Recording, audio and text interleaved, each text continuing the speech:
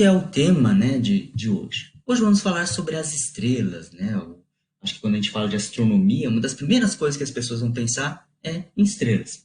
E eu vou começar fazendo um relato pessoal. Eu me tornei um astrônomo justamente por causa das estrelas. Mas como eu nasci em São Paulo, na capital, então não foi um contato muito normal, né? Então, em São Paulo, realmente tem muitos prédios, poluição luminosa, poluição atmosférica. Então, ver estrela é algo realmente difícil. Mesmo quando você olha para o céu, você vê aquela abóboda celeste lá que não é estrelada. Não é um céu muito bonito, né? Que vai encantar e cativar alguém para querer fazer astronomia. Então, minha história começou quando eu vi minha irmã estudando. Eu era bem pequeno ainda, né? Vamos dizer, eu sou pequeno ainda, mas bem criança. E aí, minha irmã chegou e mostrou: olha, Rafael, que legal, tem outros sóis que são as estrelas, né? E tem cores diferentes. E aquilo me deixou fascinado. Eu ficava imaginando o nosso sol, né, nascendo o dia ali com o sol azul, com o sol vermelho, né? E eu fiquei fascinado com aquilo. Eu ficava fazendo pergunta para minha irmã, uma hora ela se encheu, né? Mandou eu ir embora e tal. E aí eu fiquei lá, só esperando ela terminar de estudar. Quando ela parou as tarefas dela, eu fui lá, peguei o livro e comecei a ver o que tinha lá. Porque aquilo me fascinou bastante, né? Me colocou a minha curiosidade, né, na astronomia. E foi quando eu realmente me lembro, assim, inicialmente de ter me apaixonado pela astronomia. E posteriormente, então, eu fui seguir o caminho, a carreira, né, os estudos ali para poder seguir profissionalmente a astronomia. Tá? Mas o que são essas estrelas no final das contas, né? Que tem cores diferentes, tem uma variedade enorme de estrelas que são objetos celestes de fato muito encantadores. Bom, estrelas. O que é uma estrela? A gente pode definir ela dessa forma aqui, ó. Estrelas são esferas autogravitantes de gás ionizado, cuja fonte de energia é a transmutação de elementos através de reações nucleares. Bem, o que isso está dizendo para a gente? Vamos separar algumas palavras-chave aqui para a gente entender o que é uma estrela de fato. A palavra autogravitante é bem importante, tá? O que isso quer dizer? Vamos pensar na gravidade. O que mantém a gente preso no chão, né, que a gente sai voando por aí, é basicamente a gravidade. Então, a massa da Terra está puxando a gente mais ou menos para o centro da Terra, que seria o nosso centro de massa, o centro de gravidade, né?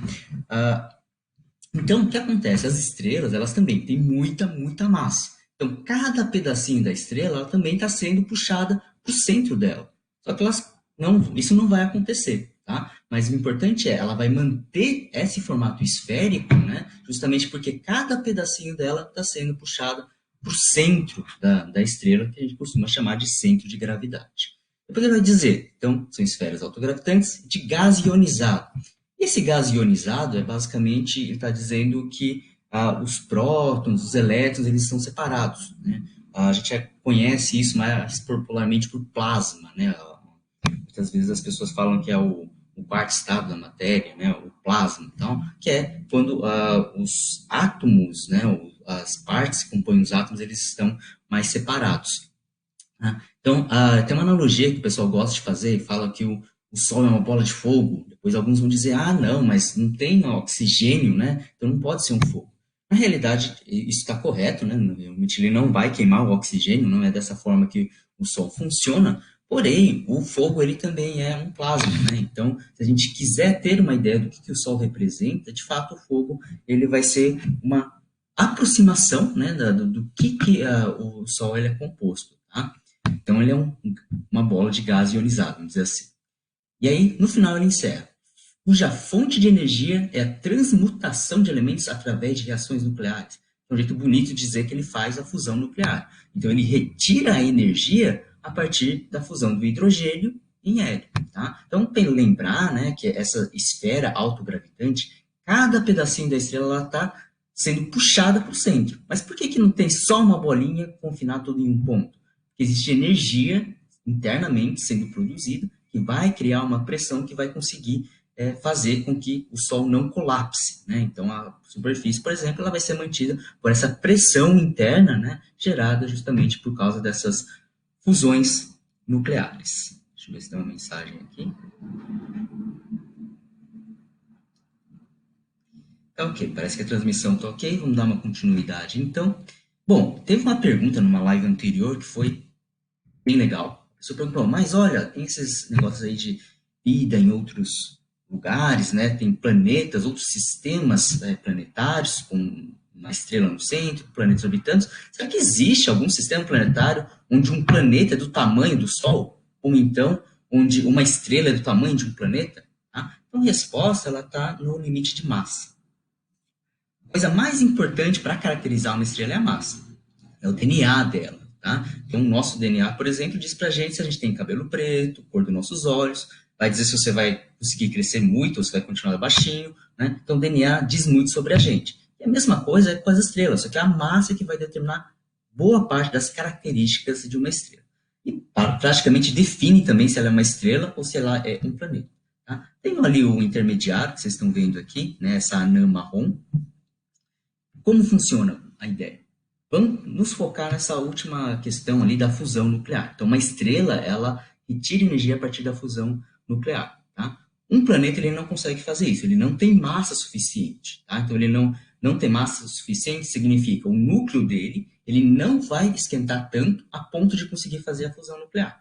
E isso vai acontecer até mais ou menos 13 massas de Júpiter, né? Daquela vez lá eu chutei meio que 11, mais ou menos aproximado, mas até 13 massas de Júpiter, então ele vai ser um planeta. Né? Então dá para ter planetas bem grandes, lembrando que Júpiter é o maior planeta do nosso sistema solar, e ele é um grandalhão, mas existem planetas que podem chegar aí até mais ou menos 13 vezes a massa dele. A partir disso, então o núcleo ele começa a esquentar mais, e a temperatura que ela atinge é o suficiente para iniciar um tipo de fusão nuclear, que é a fusão do deutério, tá?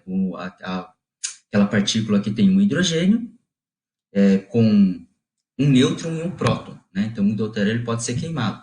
Só que o hidrogênio convencional, né, com um próton só, ele não vai poder ser iniciado nesses tipos de objetos, tá? Então esses objetos intermediários que queima deutério, mas ainda não queima o hidrogênio H1 que a gente fala, né? Então eles vão ser chamadas de anãs marrons. Tá? Então, as anãs marrons são quase estrelas, tá? E são ali, quase planetas e quase estrelas, vamos dizer assim. Tá? Então, esse seria mais ou menos o limite de massa. Acima de 13 massas de Júpiter, ela vira uma anã marrom, até mais ou menos umas 73 massas de Júpiter. E acima disso, então, seriam estrelas. Tá? Ali tem uma outra proporção, aquele M com bolinha embaixo é massa do Sol. Então, 8% da massa do Sol já é o suficiente para ela virar uma estrela. Tá? Ou então, isso, e aí para poder virar uma anã marrom, ela teria que ser mais ou menos 1% da massa do Sol. Seria mais ou menos essa a ideia. Teria que ser acima desse valor. Tá? Então isso é o que vai ser uma estrela, então. Eu resolvi dar um foco hoje, né, nessa questão das estrelas, na evolução estelar. Estrela é um assunto que tem muita coisa para conversar, é muito legal as estrelas, mas tem um assunto que eu gosto bastante, ele é bem interessante, as pessoas têm muitas dúvidas com relação a isso também, que é a parte de evolução estelar. Então tem essa figura aqui, né, da JPL, da NASA, que é muito bonita, e também, né, além dessa concepção artística dela, ela traz algumas informações bem interessantes, mas a gente tem que prestar um pouquinho de atenção, tá? Ela não está exatamente em escala, né? Então as proporções não são reais, mas mesmo assim, representativamente falando, ela é bem interessante e vale a pena a gente dar uma olhada nesses detalhes. Primeira coisa que a gente pode perceber, tá? Só falando rapidinho sobre essas linhas, né? As linhas, conforme a gente vai subindo nessas linhas, então a massa da estrela ela é sempre maior, tá? Então a massa da estrela vai subindo de baixo para cima. Vocês veem que a anã marrom, né, que a gente acabou de discutir, está aqui embaixo, esse brown dwarf, né? Porque ela tá em inglês, mas a anã marrom está lá na primeira linha. Bom,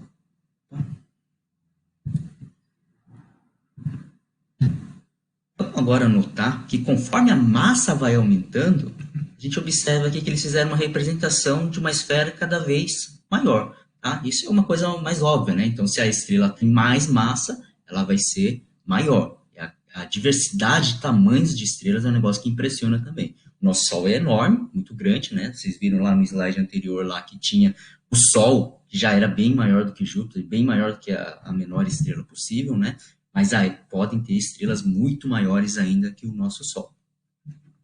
Bom, a gente pode notar também que conforme as esferas vão ficando maiores, elas vão ficando azuladas. Então, as estrelas menorzinhas, elas são avermelhadas, depois amarelo, depois vai ficando um azul cada vez mais intenso. Tá? Então, isso também é verdade. Quanto maior a massa da estrela, mais azulada ela vai ser. Em astronomia, na verdade, na física, né, de um modo geral, a concepção de temperatura ela é um pouco invertida com relação à nossa concepção, a nossa ideia rotineira, né? A gente está acostumado a pensar que o vermelho é quente e o azul é frio, pela associação com fogo, com a água e gelo. Porém, né, na astronomia, ou na física de um modo geral, o azul ele é associado a muito quente, né, e o vermelho associado aos mais frios. Então também tem essa relação de que as estrelas menores elas são mais frias e as estrelas maiores elas são mais quentes. O fato delas serem azuladas também significa que elas emitem radiação com maior energia, então elas emitem muito mais no ultravioleta que as estrelas de menor massa. E a mesma coisa vale para as pequenininhas, né? Então essas anãs vermelhas, né, essas estrelas menores, elas emitem bastante no infravermelho também, tá? São outras coisas que se definem um pouco e caracterizam as nossas estrelas. Deixa eu ver se tem uma mensagem aqui. Tá travando um pouquinho, mas vamos tentar dar um prosseguimento, né? Esperar que as coisas vão dar uma melhoradinha no caminho. Bom, outra coisa interessante que a gente pode notar é que o tempo de vida das estrelas elas são diferentes, elas estão sendo representadas aqui por essa barra meio acinzentada, né? Então você vê que uma estrela pequena, avermelhada, de menor massa, ela vai viver muito mais tempo que uma estrela de grande massa, tá? Então a ordem de grandeza, essas estrelas pequenininhas, elas podem viver dezenas de bilhões de anos, muito tempo, né? Enquanto que as estrelas maiores, né, elas vão viver aí alguns bilhões de anos apenas. Deixa eu ver se tem uma mensagem aqui.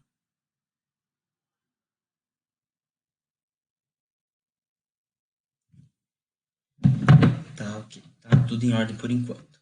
Bom, então, basicamente essa é a ideia, né? Para aquela discussão que a gente estava tendo de vida fora da Terra, também é muito interessante isso, né? Porque pense que a vida na Terra ela demorou bilhões de anos para poder se desenvolver até chegar à nossa forma, né? Então, estrelas muito grandes, elas teriam um tempo de vida muito curto, né? Então, isso também seria desfavorável ao surgimento da vida e também para o desenvolvimento de uma vida inteligente, né? São algumas questões que são também levadas em consideração.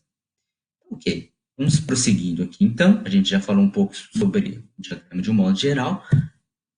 Agora, eu vou chamar a atenção para vocês para esse iniciozinho aqui, esse lado esquerdo aqui da tela de vocês, onde está escrito Stellar Nursery, né? Berçário de estrelas. Reparem que ele vai aparecer de novo desse lado aqui, né? Então, ele começa aqui e vai aparecer aqui no fim também. O que ele está querendo dizer com esse começo? Bom, as estrelas, elas iniciam, elas têm um ciclo de vida, né? Elas nascem, vivem e morrem.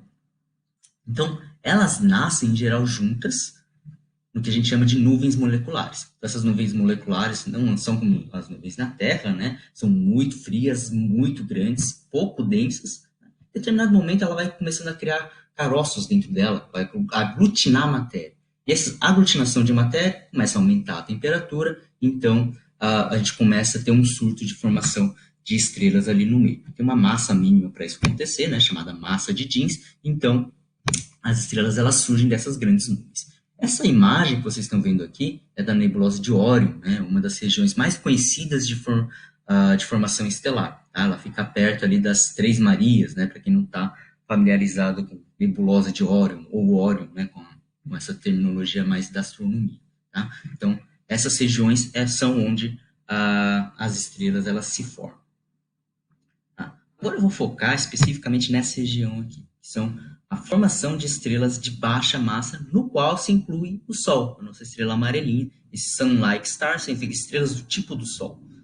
Então, falando um pouquinho sobre ela, né, você tem aquela grande nuvem que vai começar a aglutinar a matéria para formar as estrelas. Quando essa matéria ela se aglutina, né, ela começa a rodar lá, Então, esse aglutinamento inicial a gente vai chamar de protoestrela. Né? Ela vai emitir bastante no infravermelho, vai ter muita matéria em torno dela. Tal. Aí ela vai evoluir até o momento em que a fusão nuclear começa a acontecer no núcleo dela. Aí aconteceu a fusão nuclear, aí então a gente diz que ela é uma estrela da sequência principal, que é quando ela vai passar a maior parte da vida dela. O Sol, por exemplo, está na sequência principal, faz mais ou menos 4,5 bilhões de anos que ela está lá, e deve permanecer aí até num total, né, de 11 a 12 bilhões de anos. Bom, então a gente tem o Sol, que ele vai queimar o hidrogênio, só que mesmo que ele tenha muita massa e que ele consiga, né, sobreviver queimando hidrogênio durante muito tempo, em algum momento esse hidrogênio ele vai acabar. Né? E aí o que ele vai fazer? Bom, vai acontecer que, acabando o hidrogênio no centro, ele vai começar a criar condições para queimar o hélio. Né? Então, as camadas externas dele ele vai começar a aumentar de tamanho e ele vai se tornar uma gigante vermelha. Quando fala gigante vermelha, não é exagero. É um gigante mesmo. Ela vai ficar muito grande. Tá? Então, ela vai aumentar em torno aí de 200 vezes o tamanho que ela tem. Se você pudesse ver o que isso acontecer, que vai ser só daqui a bilhões de anos, né? O que você veria? Primeiro que isso não é muito certo, né? Depende de muitos parâmetros e o principal deles é a perda de massa, né? O Sol vai perder muita massa nesse processo, né? Então a gente não sabe exatamente o que vai acontecer. Alguns dizem que o Sol ele vai engolir a Terra vai começar a ficar dentro dele, e alguns dizem que não, que ele vai crescer bastante, mas que a Terra ainda vai ficar fora.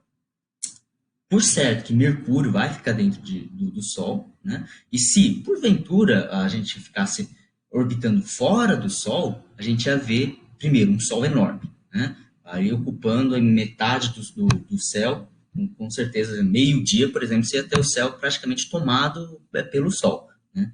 A temperatura dele abaixa um pouco, né? Hoje está em 5.600, mais ou menos, e aí ele vai baixar para em torno de 2.000. Mas ainda assim, como ele vai estar muito mais perto, vai estar muito maior, a quantidade de radiação que a gente vai sofrer, que a Terra vai receber, é o suficiente para aumentar muito a temperatura aqui na Terra também. Então é um cenário realmente catastrófico, mas fique bem tranquilo, porque é só daqui a alguns bilhões de anos. Tá? A não ser que você viva muito, muito, muito mesmo, então você está seguro.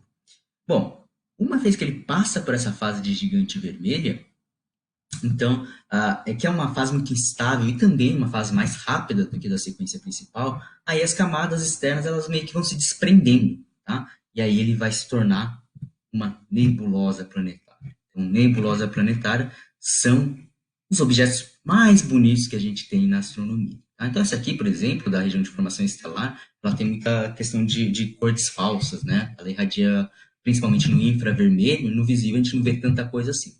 As nebulosas planetárias, na região visível, que o nosso olho realmente enxerga, né, são essas cores mesmo. Tá? Elas podem ter um tratamento para deixar um pouquinho mais evidente as cores, mas as cores elas são emitidas no visível. Então a gente enxerga elas bem bonitonas assim. Tá? Nebulosa planetária, procura lá no Google Imagens, você vai ver várias imagens muito bonitas das nebulosas planetárias. Então ele vai se formar nebulosa como uma nebulosa planetária. Tá? Cabe lembrar também que esse processo é rápido, em torno de 10.000 até uns 100.000 anos, tá? Porém ele não é explosivo, tá? Então não é toda estrela que vai sair explodindo, né? Como as que a gente vai ver mais para frente, que são as intermediárias e de massa mais alta.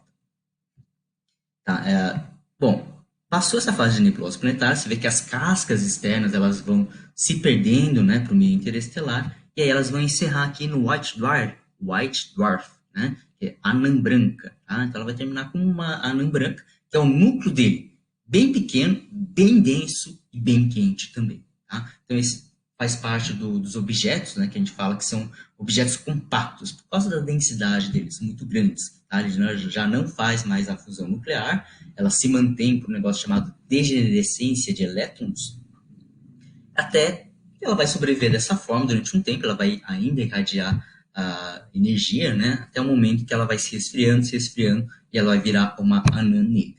Essa anã negra é teórico ainda, né, além de ser difícil de detectar, também a escala de tempo são muito grandes, maiores do que a idade do universo, então, a princípio, é só uma teoria mesmo, do que a gente vê que poderia acontecer com essas anãs brancas. Ok, agora passando aqui para a região,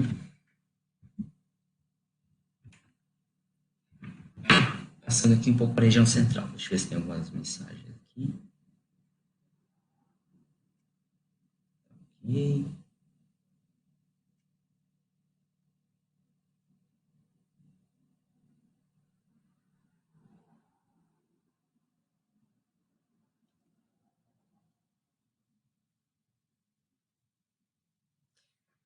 Tá, então eu acho que espero que já tenha respondido essa pergunta, né? Tinha uma pergunta lá, estrelas maiores são mais frias e azuladas? Tem aquela ideia. Na verdade, o azul, ela representa a cor mais quente, né? Então, por exemplo, se você for lá no fogão e acender ele, você vai ver que ele vai ter as diferentes colorações. Tem a parte azul, tem uma parte que é um pouco mais amarelada, tem uma parte que é mais vermelha.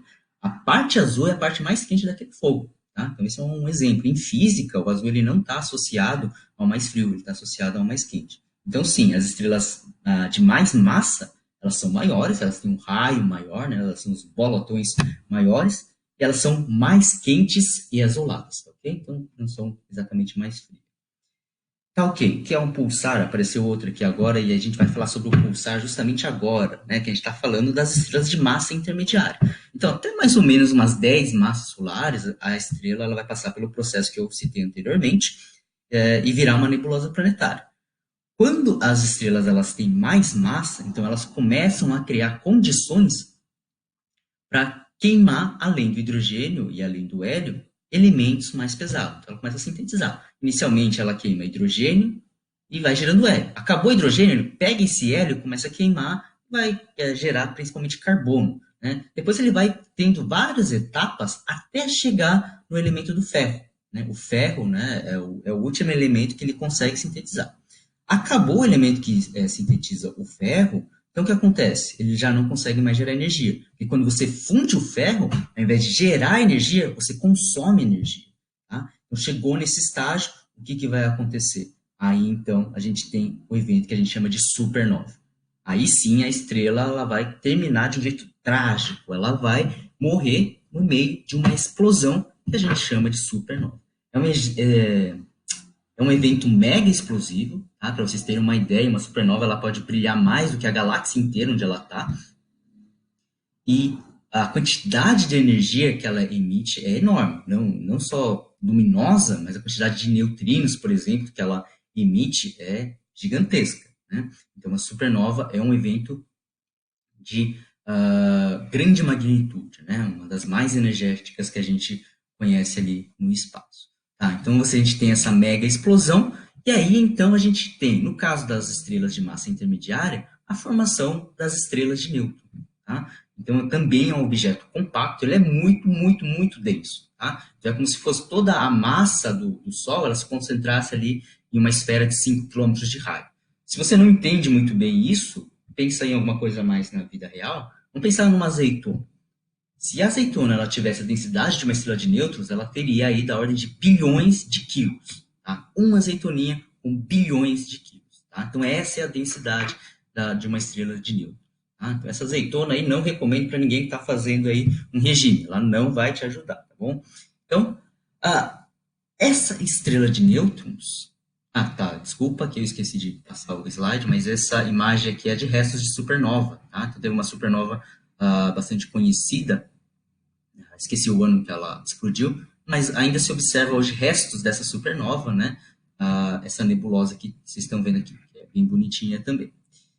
Tá, então, voltando para estrelas de nêutrons. A estrela de nêutrons ela vai ser super densa, ela vai ser mantida pelo que a gente chama de degenerescência de nêutrons. Tá?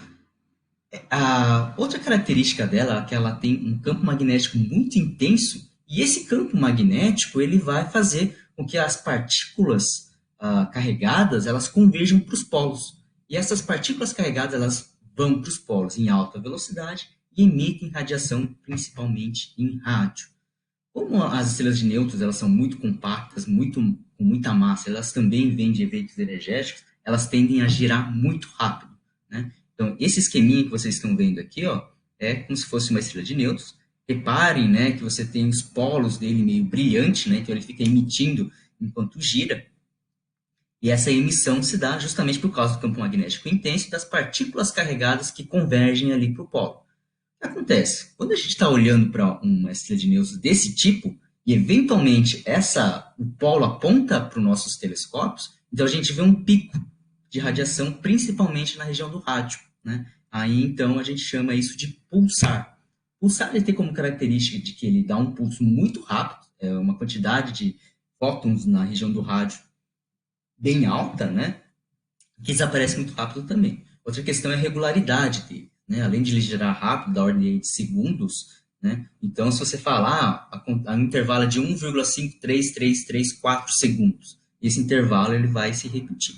Por isso também, né, que dentro da história ali de busca por vida fora da Terra, os pulsares também já foram pensados como sendo a emissão de uma vida extraterrestre. Porque pensaram assim, peraí, a gente tem pulsos eletromagnéticos que são muito rápidos, né, muito regulares, tá? E que a gente não tem uma explicação para isso. Então, a primeira explicação, não a primeira, né, mas uma das explicações que deram deve ser gente ali, uma vida inteligente mandando sinal para a gente ali, vamos ver o que eles estão querendo dizer. Mas depois descobriram que, na verdade, são essas estrelas de nêutrons que giram muito rápido e que, eventualmente, apontam os polos direto para os nossos telescópios. Ok? Espero ter respondido ali o que é um pulsar, então. Bom, vamos lá. Agora a gente vai para as estrelas de massa maior. Essas são as mais raras, né? A gente tem bem menos estrelas de grande massa no nosso universo. Elas também passam por um evento explosivo de supernova, mas no final elas vão se tornar o que a gente chama de buraco negro, né? Elas foram previstas aí primeiro teoricamente, né? O próprio Einstein dizia, não, é possível que uma bizarrice dessa vai existir no universo. Depois, né, apareceram sinais muito claros de que existem buracos negros. A gente vai ter um vídeo, né, só falando sobre isso na nossa próxima série aí virtual, só falando sobre buracos negros, então não vou dar muitos spoilers, já vou aí, espero dar curiosidade para vocês voltarem para a nossa página e assistir o nosso vídeo especial sobre o buraco negro. Mas algumas coisas precisam ser ditas. Primeiro, buraco negro, né, as pessoas têm uma ideia de que ele é como se fosse um grande aspirador espacial, né, ela sai sugando tudo que vê pela frente. Buracos negros, principalmente que vêm de estrelas, elas são pequenininhas, tá? Então elas têm ali entre 5 massas do nosso Sol, mesmo que elas tenham sido geradas por estrelas de 100 massas solares, por exemplo, mas elas acabam com pouca massa, 5 massas solares, confinadas em um espaço muito pequeno. Tá? E para a gente sentir os efeitos do buraco negro, a gente também tem que chegar muito perto. Tá? Se a gente está meio longe, por exemplo, eu tiro o Sol e coloco um buraco negro, então o que vai acontecer? Claro que a luz vai desaparecer, mas em termos gravitacionais não vai acontecer nada. A Terra não vai ser puxada pelo buraco negro, ok? Então, mas isso a gente conversa um pouco mais para frente. Precisa lembrar também, né, que esses buracos negros que estão ficando mais famosos agora, aquele que foi encontrado lá em Sagitário, ou aqueles que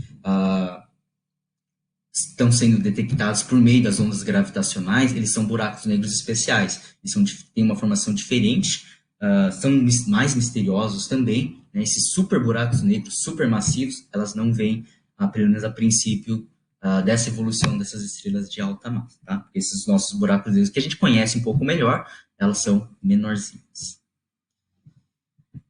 Bom, para falar dessa parte final aqui que a gente está vendo ali, que, como eu comentei, a gente tem um berçário de estrelas no começo e tem um berçário de estrelas no fim ali, né? Por que o berçário de estrelas está no fim da evolução das estrelas? Então, ao invés de colocar uma imagem, eu vou colocar um trecho de uma música, né, do Lenine, que é Tubi Tubi, né? Ele começa assim: eu sou feito de restos de estrelas, como o corvo, carvalho, carvão. As sementes nasceram das cinzas, de uma delas depois da explosão. Então, você vê, né, como a astronomia ela é poética também, musicada, então fica mais bonita ainda. Veja aqui, ó, as sementes nasceram das cinzas, de uma delas depois da explosão. Depois da explosão, pelo menos entendo eu, que ele está falando justamente da supernova, né? Então, reparem, né, que no Big Bang, no começo do universo, tinha só hidrogênio, hélio e pouquinha coisa de lítio, tá? Então, se hoje a gente tem os nossos compostos orgânicos, né, que são essenciais para a nossa composição, para a gente se sustentar, que é carbono, nitrogênio, oxigênio, fósforo e assim por diante, todos esses compostos eles precisaram ser sintetizados dentro de estrelas, ou nesse processo de formação estelar, tá? Porque durante a supernova, né, elementos mais pesados que o ferro, eles são formados justamente durante a explosão. Tá? Então, quando ele fala aqui, ó, as sementes nasceram da cinza de uma delas depois da explosão, é justamente isso. A gente foi, então, esses elementos cruciais para a nossa existência, elas foram sintetizadas e precisou uma estrela explodir, né, para a gente poder existir. Tá? Então, ele fala ali, lá em cima, eu sou feito de restos de estrelas. Né? Então, essa explosão, ela joga todo o material que foi sintetizado na estrela para o meio interestelar, e aí, de novo, ele vai formar nuvens, essas nuvens vão colapsar e gerar novas estrelas. Tá? E aí, então, o nosso Sol, nesse caso, ela foi foi gerada a partir de uma nuvem que já tinha sido enriquecida pela morte de outras estrelas.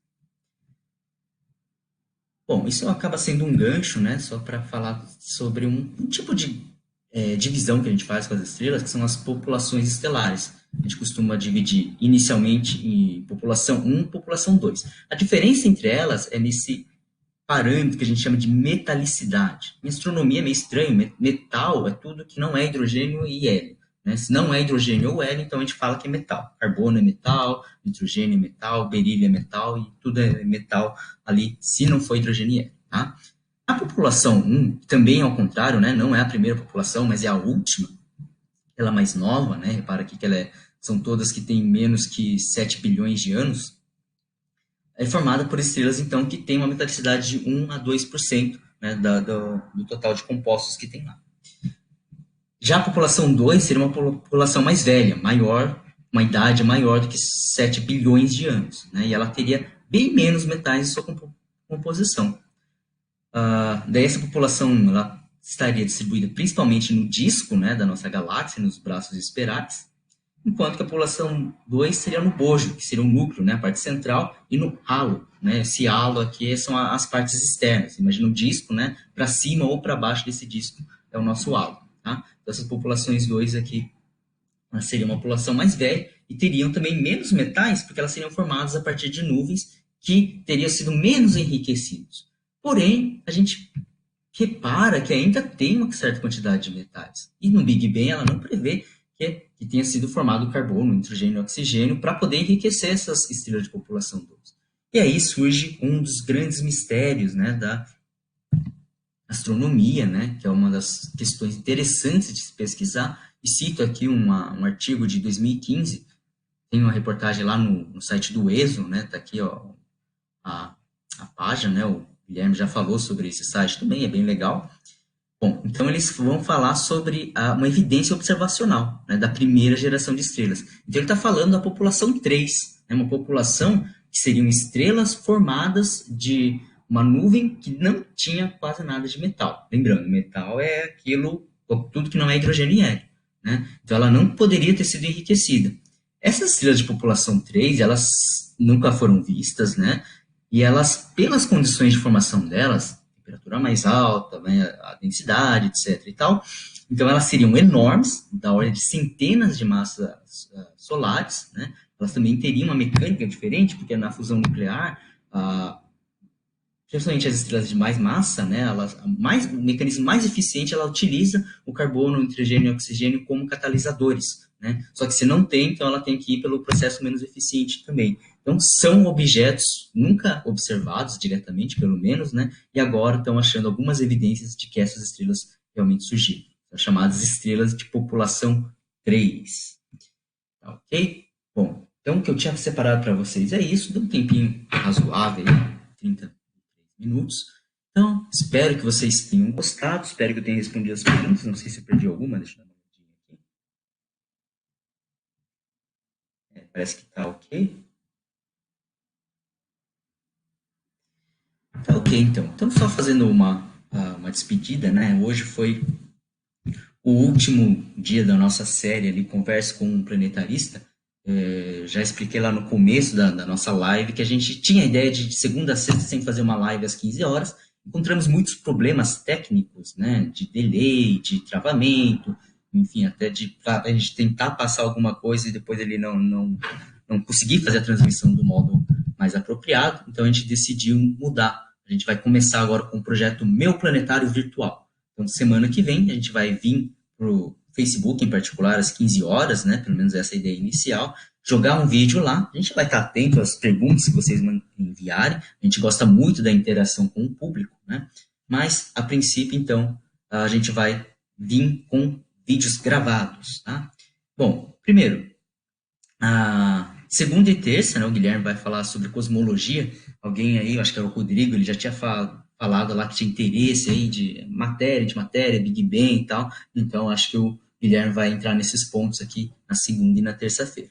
Daí na quarta e na quinta eu volto, né? Quarta eu falo sobre exoplanetas, na quinta eu falo sobre o prometido buraco negro, e na sexta-feira o Guilherme vai dar umas dicas aí de como fazer astrofotografia, né? Então falaram aqui, ó, poxa, né, o céu de estrelado é tão bonito, né? E eu que não tive a oportunidade de ver isso na minha infância, agora, né, de repente, quem tem a oportunidade, veja o céu estrelado, aprecie, tire fotos também, e o Guilherme vai ensinar como fazer isso. Estão perguntando aqui se os vídeos anteriores vão estar disponíveis. Os vídeos anteriores estão todos disponíveis, é só entrar na página da Unipampa, né? As nossas lives estão todas lá, tá? Elas já estão registradas bonitinhas. Então é isso, tá? Muito obrigado pela participação de vocês, espero que tenha dado tudo certo hoje. Tendo dúvidas, comentários, sugestões, vocês podem mandar mensagem ali para a gente em qualquer um dos nossos canais, né? E lembrando, semana que vem, então, nosso novo projeto Meu Planetário Virtual. Muito obrigado, um grande abraço.